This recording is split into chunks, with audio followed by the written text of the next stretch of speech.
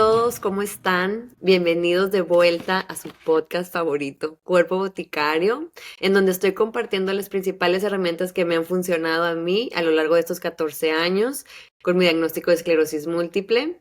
Y el objetivo es que esta información llegue a personas con esclerosis múltiple o con algún diagnóstico inmunológico. El día de hoy tenemos una invitada con nosotros. Con nosotros está Mercedes González. Ella practica el psicoanálisis. Hola Mercedes, ¿cómo estás? ¿Qué tal, Brenda? ¿Cómo estás? Buenos días a todos los que nos escuchen próximamente. ¿Nos escuchan o nos ven? Puede ser en YouTube o en Spotify. Bien, ok. Bueno, a todos los que nos escuchan y nos bienvenidos.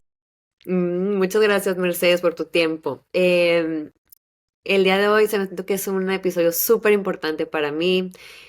Quisiera empezar tocando el tema de la importancia de tomar terapia cuando ya tienes un diagnóstico. Eh, También un poco a platicar sobre cómo introducirlo con la familia o la pareja y el duelo que se vive durante pues durante que te cae la noticia y estás todavía asimilándolo. Adelante, platícame un poco en cuanto a tu experiencia en todo esto del psicoanálisis y la importancia de tomar terapia. Sí, bueno, mira, lo primero que quisiera como poner los puntos, a mí me gusta como ir marcando ciertos puntos e irlos desarrollando para que quien nos escucha y nos vea le quede como una idea, un algo que se mueva, ¿no? En la persona que nos escucha y nos ve. Lo primero que me gustaría comentar es que, bueno, yo practico el psicoanálisis desde hace muchos años y en el proceso de mi trabajo, de mi clínica, he pasado por muchos momentos con la gente a la que escucho y me ha tocado ciertos momentos donde alguien recibe un diagnóstico, como mencionas tú en este podcast, está destinado a personas que padecen esclerosis o que padecen alguna otra enfermedad inmunológica, pero también hay personas que reciben diagnósticos de cáncer o reciben diagnósticos de que algo no está funcionando en su cuerpo de manera óptima, ¿no? Entonces, lo primero que vive una persona cuando recibe esta noticia es algo sumamente impactante. Primero que nada hay que mencionar que un diagnóstico de un padecimiento o enfermedad o síndrome o trastorno es algo impactante. Entonces, al momento que la persona es notificada, eh, es como una confirmación de algo, porque casi todo el mundo va al médico o vamos al médico cuando empezamos a sospechar que algo nos sucede, ¿no? Algo no anda bien, no nos sentimos bien, entonces decimos, bueno, vamos al médico. Vamos al médico y recibimos, no, pues indicaciones médicas. Hay que hacer estudios, hay que explorar ciertas cosas y cuando ya los médicos tienen todas las herramientas, emiten un diagnóstico. Pero ese diagnóstico ya llega como una confirmación de algo que se venía sospechando. Entonces, durante el tiempo que alguien se siente no muy bien, empieza a tener síntomas y luego va al médico y recibe el diagnóstico, en ese tiempo, alguien ya hizo muchas ideas, alguien ya pensó muchas cosas, alguien ya le anduvieron rondando ideas en su mente, en su pensamiento y también hace fantasías, ¿no? Entonces, cuando el médico le da el diagnóstico, recibe un impacto de confirmación de esas ideas o de esas fantasías. Y entonces ahí inicia como una faceta nueva en la persona, que es la faceta de empezar a elaborar eso nuevo y a eso le pudiéramos llamar que ahí sucede como una especie de el impacto provoca un duelo. O sea, yo pensaba que estaba bien, yo creía que estaba bien, yo tenía muchos planes, tenía cosas que hacer, me imaginé a tal fecha de mi vida en tal cosa, y entonces empiezan como a vivir un duelo con las facetas del duelo. Entonces, creo que lo primero que hay que mencionar es que un diagnóstico viene acompañado de un duelo. Ese duelo es como la primera forma en que alguien eh, intencionalmente trata de sobrevivir. Es como el primer signo de supervivencia sucede ahí. Cuando alguien se siente mal, va al médico y le confirman algo, y entonces comienza este proceso de decir, ¿qué voy a hacer ahora? Todo lo que había planeado, todo lo que pensaba hacer con mi vida, ya no lo voy a poder hacer o no sé. Y entonces empiezan a abrirse preguntas y a abrirse dudas y enigmas, y todos esos espacios se comienzan a llenar de ideas y de fantasías, ¿no? Entonces es ahí donde alguien dice, ¿qué hago con esto? Le vienen emociones muy diversas, se siente triste, se enoja, se rebela, lucha, pelea, se niega, o sea, pasa como por todos estos momentitos o momentotes, dependiendo. Y finalmente, un día alguien puede caer en la cuenta de que necesita un espacio para poder ir a hablar de esto que le viene sucediendo. No sé si más o menos como hago la introducción de lo que tiene la intención este podcast. Sí, claro, totalmente. Quiero involucrar un poquito esto que nos compartes con mi experiencia. Habiendo yo tenido este diagnóstico a los 22 años, que yo me acuerdo que cuando iba al médico y me daban mi medicamento o iba a cosas relacionadas con neurólogos y esclerosis múltiple, me entregaban folletos de depresión, que llámanos, o así como que buscaban un poco comunicarse con el paciente, pero yo a los 20 decía, ay, depresión, tengo demasiadas cosas que ocuparme como para andar pensando en eso. Y obviamente yo en mi, como digo, como me protegía llenándome de actividades y haciendo esto y dejando esto a un lado, como guardándolo, pero no se puede mantener oculto, guardado bajo el tapete tantos años. A mí me costó años, compartirlo con alguien, como que abrazarlo, hacerlo mío, como que siempre, ay, no, no, nadie sabe, no, no le digo a nadie, no, ni mis papás, no, ni mi hermana. Y no tenía un lugar seguro para sacar lo que pensaba, lo que pasaba por mi mente. Estaba todavía en una universidad en ese entonces yo pensaba, que si ni siquiera me alcanzo a graduar y me pasa algo antes. O sea, yo recuerdo que cuidaba las faltas que tenía en la escuela porque, ¿y si me voy al hospital y no paso el semestre? O sea, mi mente estaba muy preocupada, obviamente, y me ponían los equipos con los más listos para que si los exentaban a ellos, me exentaban a mí también, que les mando un Ujú, saludo ujú. por ahí viendo el episodio, porque yo decía, no la voy a hacer, no la voy a hacer, necesito red de apoyo y me tardé muchísimo en llegar a terapia, o sea, años, hice muchas cosas sola, Ujú, pero bueno, súper importante que la gente sepa que en cuanto tengo un diagnóstico, muchas veces viene de la mano un duelo que no, yo no sabía eso a los 22 años, que iba a venir conmigo un duelo, mis planes, mi graduación, mi casarme, tener hijos, seguimos con la lista, ¿no? claro. Y que tener un lugar seguro, un lugar donde puedas sí, relajar el pecho, si lo Sí. traes tan cargado que No, creo que tocas un punto bien importante cuando mencionas tu experiencia, lo cual hay que agradecer que alguien tenga como la oportunidad y la entereza y todo lo que acompaña poder hablar de la historia personal en algo que la pretensión es que se difunda y que otras personas entiendan que no están solas, ¿no? Que no están solas y que lo que se siente lo sentimos todos, ¿no? Entonces, creo que lo que mencionas es súper importante cuando dices, yo me llenaba de actividades, ¿no? Alguien dice, ¿qué hago? Y le sale mucha prisa de pronto, ¿no? Dice, tengo poco tiempo, no sé cuánto tiempo voy a tener. Y entonces menciono la palabra duelo porque cuando alguien registra que algo se puede terminar o algo se puede ir, ¿no? El bienestar, la facilidad de hacer alguna actividad, en ese momento esa actividad o esa situación comienza a ponerse en un estado de no sé si va a pasar. Entonces alguien dice, tengo mucha prisa, tengo cosas que hacer, tengo que hacer todo lo que no he hecho.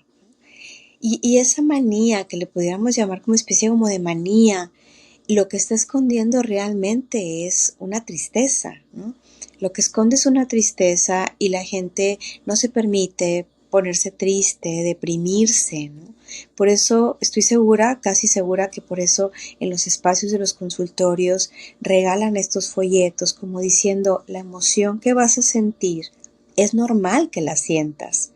Lo que vas a sentir lo sientes tú y lo han sentido todos porque es un cuestionamiento hacia la vida, un diagnóstico médico. Algo que pone la vida en una condición diferente a como alguien se la piensa sin pensar en ello. Entonces, por eso empecé por esa parte.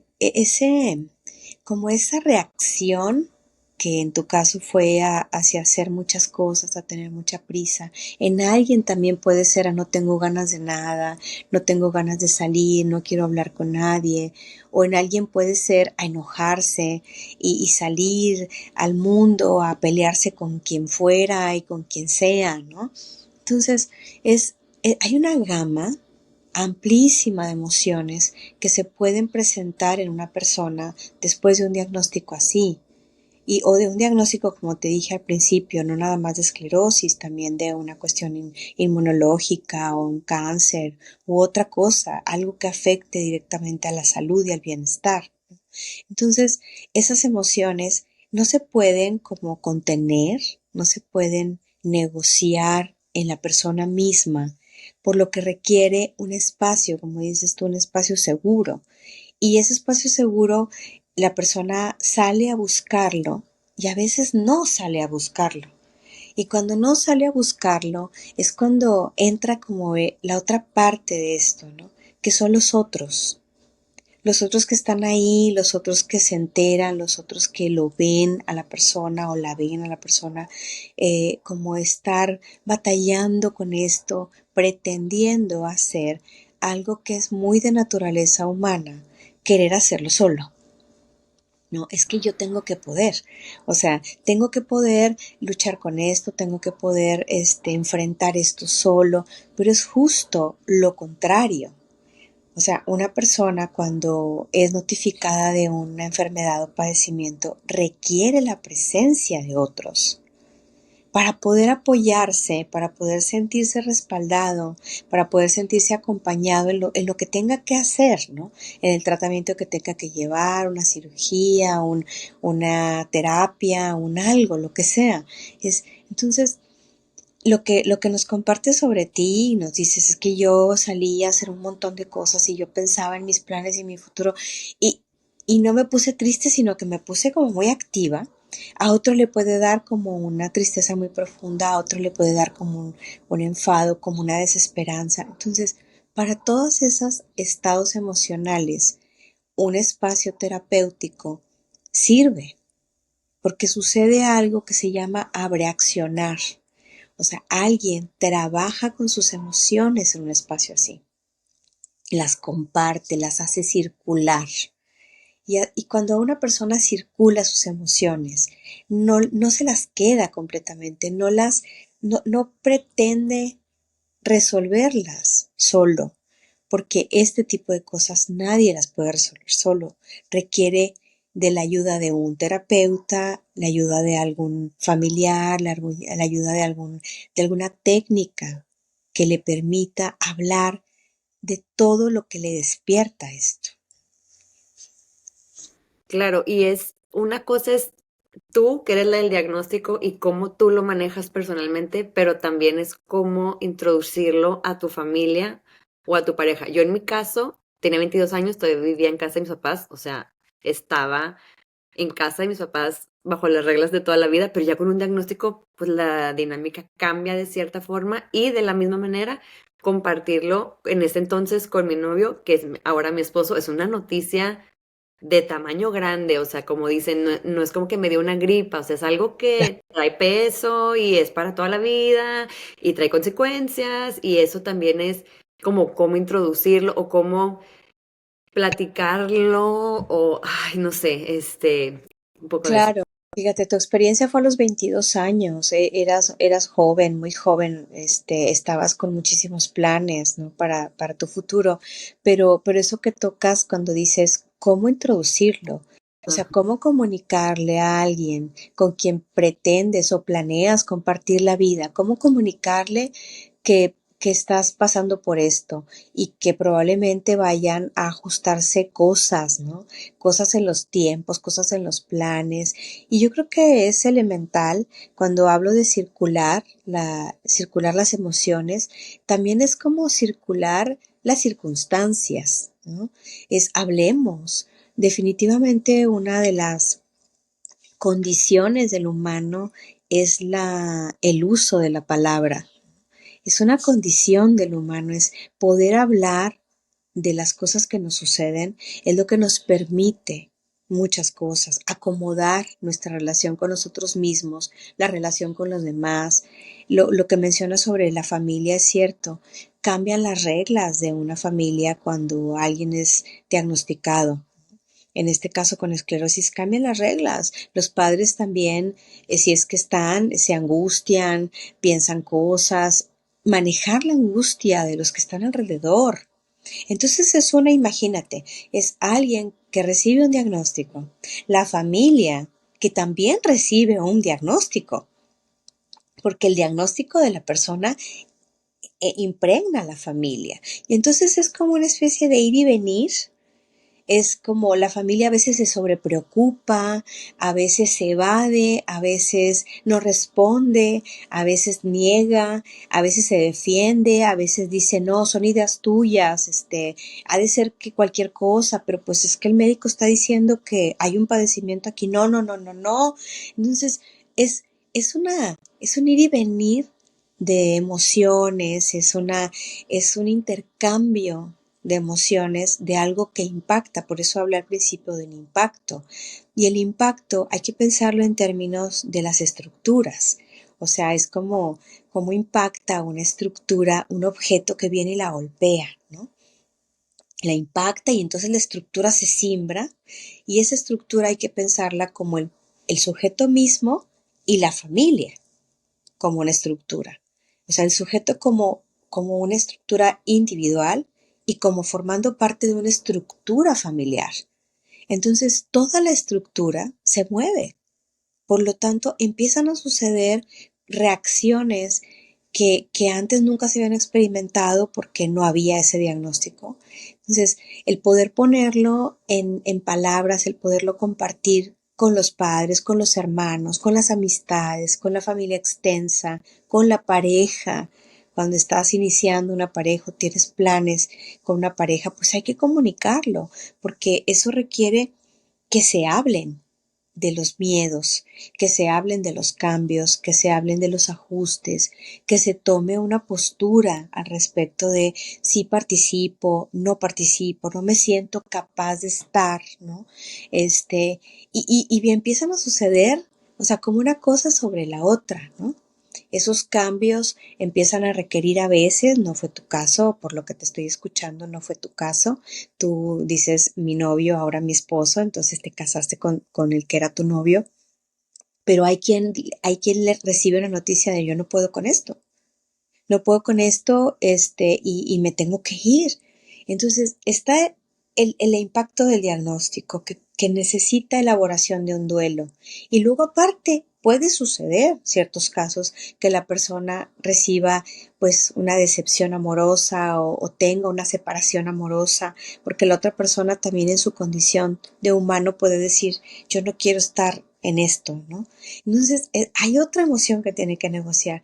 Entonces, si te fijas, es como se van como acumulando emociones que se necesitan negociar, que se necesitan trabajar, y para eso sirven los espacios terapéuticos, para que alguien fuera de la estructura, porque si es alguien dentro de la estructura va a ser alguien movido por sus propias emociones, va a ser alguien movido por la relación que tiene con la persona, sea de hijo, de hija, sea de hermano, de hermana, de esposa, de esposo, de madre. Hay un vínculo y ese vínculo hace que ambas personas estén involucradas en el tema, por lo que no pueden mirar un panorama de salida, ¿no? De alternativa de salida para poder elaborar el diagnóstico que acaban de recibir. Entonces, tú me decías, bueno, ¿cuál es la importancia de un proceso terapéutico? Pues es esta, que a una persona con un diagnóstico se le van acumulando emociones, que se suman a las emociones de los que están a su alrededor y que además puede llegar a necesitar elaborar emociones todavía más fuertes, como la conclusión de un proyecto. Y entonces tiene que encontrar un lugar donde poner eso y que dentro de la misma estructura no hay quien pueda hacer eso porque todos están impactados por la noticia y que el lugar de los médicos pues es trabajar la parte del cuerpo, trabajar la salud, los tratamientos que existen, las alternativas. Y los médicos a veces se encogen un poco de hombros y dicen, ¿qué hago? La persona está llorando, la persona está ansiosa, la persona está enojada, no sé qué hacer porque yo no sé cómo abordar eso. Mi interés es la parte biológica y para eso están pues las diferentes técnicas y alternativas. En mi caso particular, pues es lo que yo practico es el psicoanálisis. Es por ahí que yo recepciono personas que me dicen, me acaban de diagnosticar con esto y no sé qué hacer. Y entonces hay que empezar como a desmenuzar todo lo que se involucra, que es todo esto que te acabo de mencionar. No sé si ya, vamos, te dejo hablar a ti, porque si Sí, no, yo me puedo soltar, hable y hable y hable. pero dentro, o sea, me estoy acordando de cuando recién me diagnosticaron y yo me quería comer el mundo. En mi casa era, no, no, no, que no te dé el aire, que no te dé frío, que no, no salgas. Y yo, ay, yo me quería ir, ¿verdad? A ver qué encontraba ahí afuera. Otra familiar me decía, mira, ve al viaje, vete con tus amigas, porque ¿qué pasa si el otro año ya estás en silla de ruedas? No, vete ya. Y yo así, llorando, o sea, no lloré en su cara, pero yo, ¿por qué me dijo esto? O sea, la gente de tu alrededor no sabe o no mide los comentarios, que cómo van Mm, a ver a ti, y yo claro, que estuve años sin apoyo psicológico, o sea, yo estaba así haciéndomela yo sola, yo puedo, tengo 22 años, vamos a agarrar al toro por los cuernos y esto va para adelante y no, y así me funcionó mucho tiempo, pero hay un tiempo, hay un momento donde dices de que, güey, ya no puedo, o sea, no puedo, ya es necesario ir a buscar ayuda, entonces entre comentarios, entre que tú no sabes cómo manejarlo, entre que tus papás se meten y entre que la familia, y entonces súper, así como dice, escuché por ahí que como que la terapia es parte de la canasta básica, como leche, huevos, eso, bueno, aquí también, entonces ahí en la canasta básica se mete en la canasta también terapia, o sea, ahorita sí. pues hablamos de un diagnóstico, pero en la vida en general es también como que parte de la canasta básica Sí, incluirlo. qué bueno que lo mencionas porque nos estamos concentrando porque este podcast va dirigido a personas que les interesa el tema de la esclerosis y están buscando cómo negociar con ese diagnóstico, con esa información nueva en sus vidas, ¿no? Y está muy bien enfocado y todo, pero es cierto, la terapia no solamente es para alguien que recibe un diagnóstico de esclerosis, la terapia es para alguien que necesita responder a sus emociones ante sí mismo. Fíjate lo que dijiste, es muy importante. Alguien me dijo, ¿qué tal si ve al viaje? Porque qué tal si la próxima vez estás en silla de ruedas y no puedes ir. Y dices, y yo llorando, bueno, no lloré en su cara, ¿no? Pero al decir eso, nos estás diciendo algo que seguramente le pasa a la mayoría, es no quieren mostrar vulnerabilidad. No quieren mostrar vulnerabilidad delante de los demás y dicen, no voy a llorar por esto. Pero la gente necesita elaborar y a veces llorar es una forma de elaborar. Pero no vas a llorar delante de alguien que no está diciéndote eso con una mala intención. Muy probablemente lo dicen como por efecto de la misma ansiedad que puede provocar saber que alguien querido o cercano.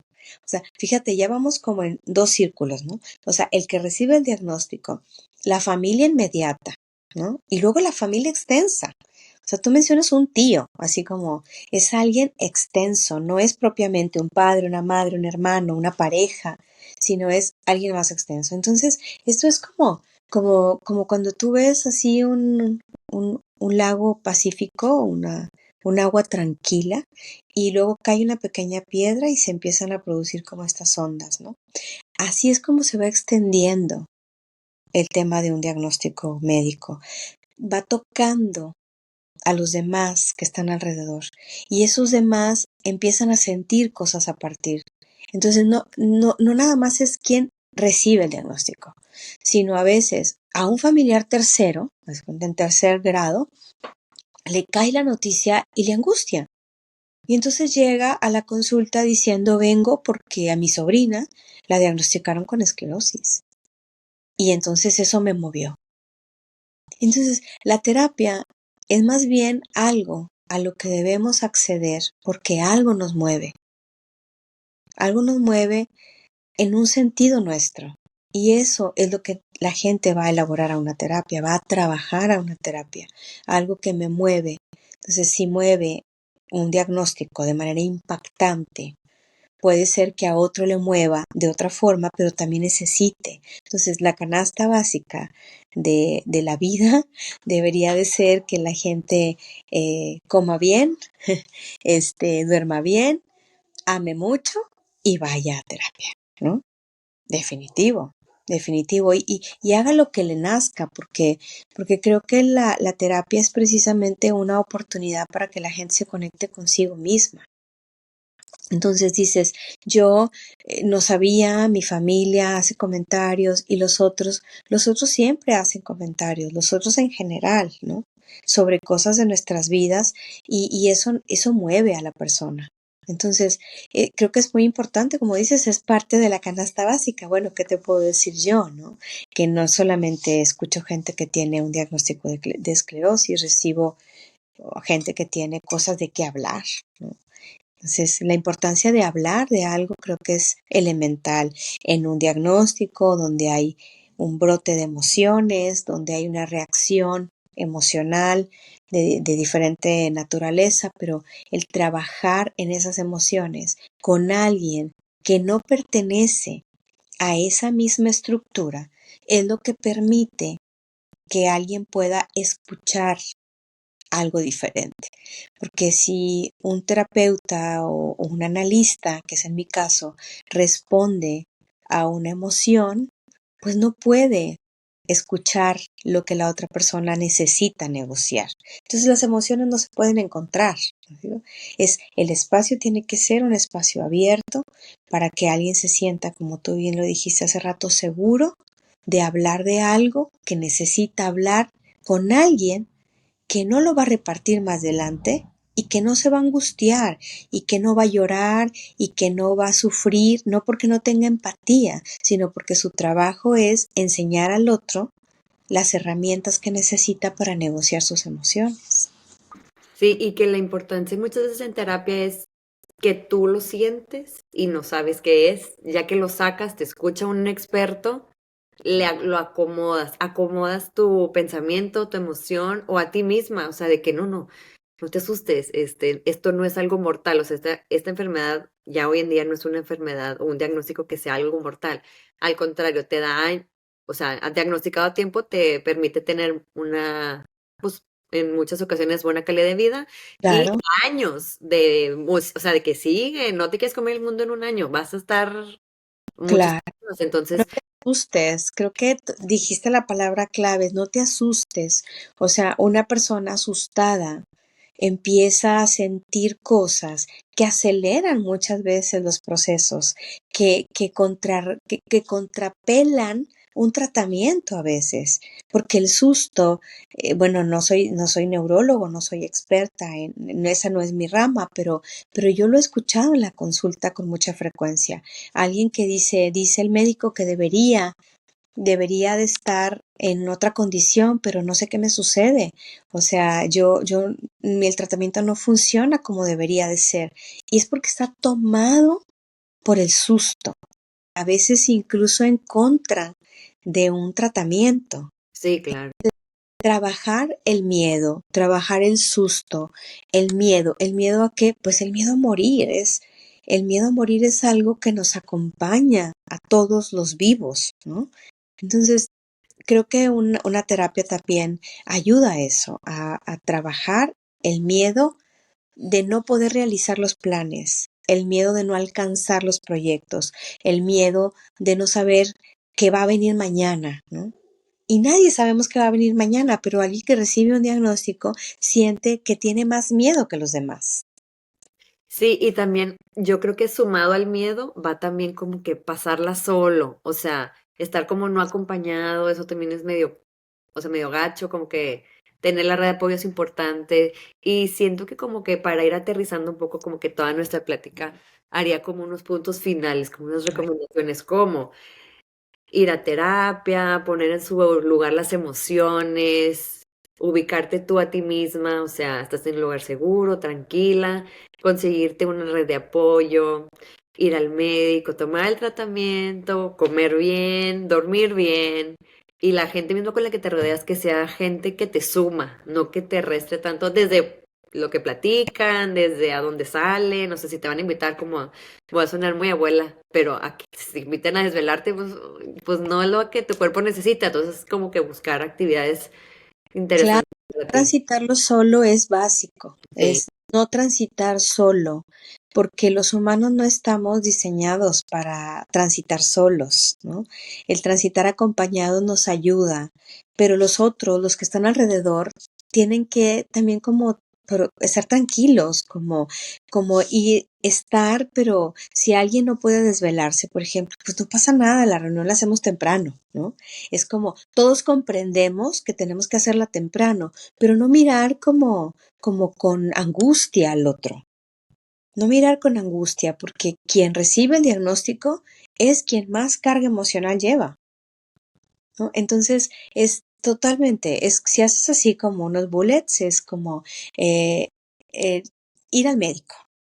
Punto número 1, ir al médico, no dejar de asistir a las citas médicas, no tomar los tratamientos médicos de forma como a mí me acomode. Creo que eso no soy médico, pero cualquiera lo sabría, ¿no? Es como seguir las indicaciones médicas, ir al médico, seguir las indicaciones médicas, hacer cambios de hábitos definitivo, y asistir a terapia y comenzar a normalizar el tema. O sea, Claro.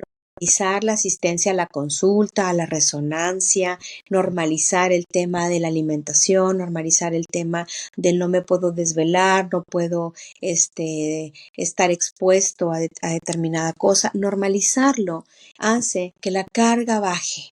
Normalizarlo hace que las cosas circulen.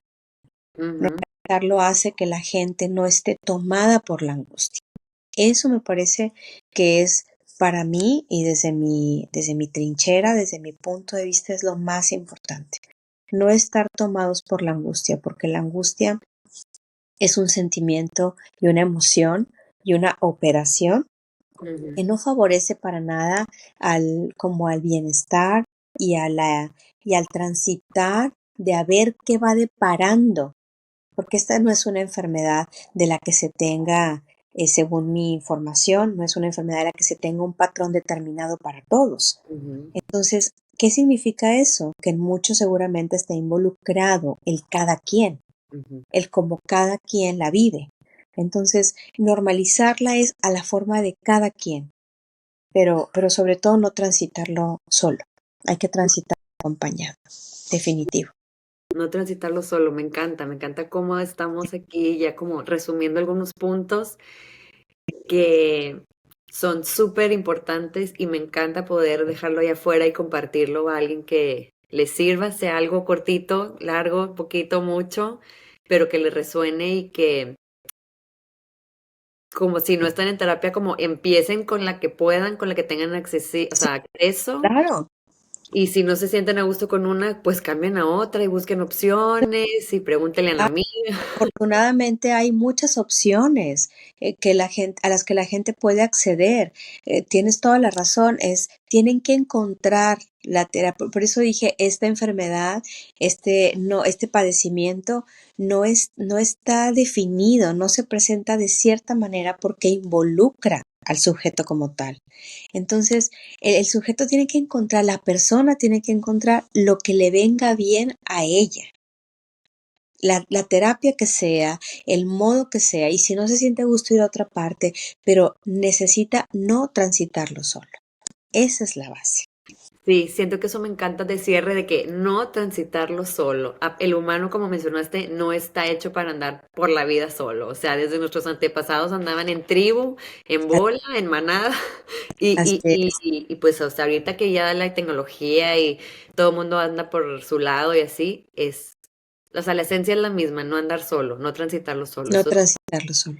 Así es. encuentren su lugar seguro, sigan nuestras recomendaciones y si tienen algo más que comentar, por favor, compartan en nuestros comentarios del video aquí en YouTube o si nos escuchan en Spotify, pues pónganle follow, subscribe y mándenos información, correo, lo que quieran. Nos encantó compartir este espacio. Mercedes, muchas gracias por tu tiempo, por Contrario, estar Brenda, aquí conectada. gracias por la invitación y gracias por la labor que estás haciendo de difundir tu experiencia para que otras personas que están viviendo la misma circunstancia sepan que no están solas y que no deben transitar por una cuestión como, por una experiencia como esta solos. Entonces te agradezco a ti la invitación, yo encantada de estar por aquí y bueno, cuando tú me invites vuelvo a venir. Sí, tenemos que hacer un segundo episodio con más contenido, más, echarle más a esto, porque esto está Ok, muy, sí, muy largo, muy, muy interesante. Me claro, encantó, me encantó. encantadísima. Cuando tú me invites, yo estoy por aquí. Muy bien, muchas gracias a todos. Déjenos sus comentarios y nos vemos en el próximo episodio. Saludos a todos, gracias. Gracias, Mercedes. Gracias, Brenda. Hasta pronto. Bye. Bye bye.